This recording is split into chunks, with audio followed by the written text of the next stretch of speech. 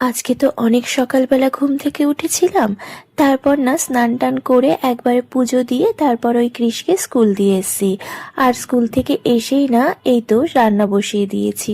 আজকে না কৌশিক ওই 10টার মধ্যে বেরিয়ে যাবে, 10:30টার ট্রেনটা ও ধরবে। আসলে ওদের অফিস থেকে গাড়ি দেয়, কিন্তু ও তো গাড়িতে একদমই চড়তে পারে না, তাই ও ট্রেনে করে যাবে। কৃষকে স্কুল দিয়ে বাড়ি এসে দেখি ঘড়িতে ওই 8টা 15 মতো বাজে। কৌশিক বলল আমি 9:30টার মধ্যে খেয়ে নেব, কিন্তু তুমি হালকা করে কিছু রান্না করে দাও।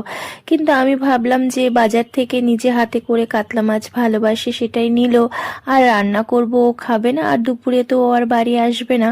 ও তো সেই আস্তে আস্তে সন্ধে। আর আজকে না কৌশিক বেশ বড় সাইজের একটা কাতলা বাজার থেকে নিয়ে নিয়েছিল, তো সেটাই ভাবলাম 3 পিস মাছ একটু ঝোল করে নিই। ঘরে এসেই না আমি আগে ওই একদিকে ভাত বসিয়ে দিয়েছি আর প্রেসারে ডাল সিটি দিচ্ছি, আর তার সাথে ফুলকপিটা তাড়াতাড়ি করে কেটে ভাজা বসিয়ে দিলাম। 3টে বার্নার তো আমার, তাই অসুবিধা হয় না। আমি না 3টেতে বেশ সুন্দর রান্না করতে পারি, তাই অনেক তাড়াতাড়ি রান্নাটাও হয়ে যায়। এদিকে ওগুলো হচ্ছে, মাছটা বেশ ভালো করে ধুয়ে আমি 3 পিস মাছ নিয়ে নিলাম, নিয়ে ওই তো ম্যারিনেট করে রেখে দিলাম। আর আজকে না ইচ্ছে হলো একটু শিলপাটায় বেটে মশলাটা দিই। জিরে, আদা, 2 কোয়া রসুন দিয়েছি আর কিছুটা কাঁচা লঙ্কা দিয়ে একবারে বাটা করে রাখলাম। এই দেখো না ফুলকপি ভাজাটা হয়ে গেছে, এবার ডালটা ফোড়ন দিয়ে দেব। আসলে একটার পর একটা যদি প্ল্যান করে রান্না করা যায় না, রান্না দেখেছি বেশ তাড়াতাড়ি হয়। ডালটা এবার ফোড়ন দেব, দেখো না কি সুন্দর সেদ্ধ হয়ে গেছে। আর ডালে না আমি টমেটো, লঙ্কা আর রসুন দিয়ে সেদ্ধ করেছি। আগে তো কৌশিক মসুর ডালে রসুন দিলে একদম খেত না, তবে এখন বলে তুমি এরকম ভাবে ডাল করো, ডালে রসুন দিলেই বেশি ভালো লাগে খেতে। যাই হোক, একটা একটা করে অভ্যেস চেঞ্জ হয়ে গেছে ওর।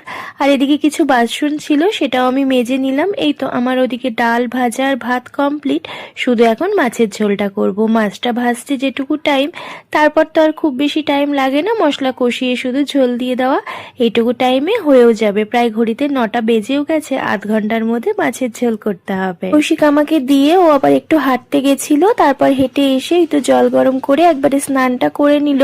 আর এদিকে দেখো আমি বাজারে গেছিলাম, বাজার থেকে কিছুটা সবজিও এনেছি। আসলে কিছু সবজি ছিল আর 2-1টা কপি, এই সমস্ত কিছুই আনার ছিল, যেটুকু দরকার ছিল সেইটুকুই আজকে নিয়ে আসলাম। এটা তো ছোট বাজার, এখানে বেশি কিছু পাওয়া যায় না।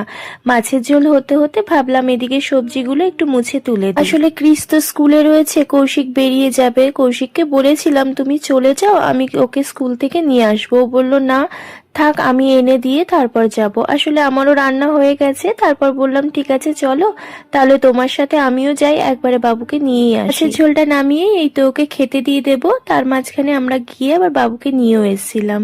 তাহলে ভিডিওটা আমি এখানে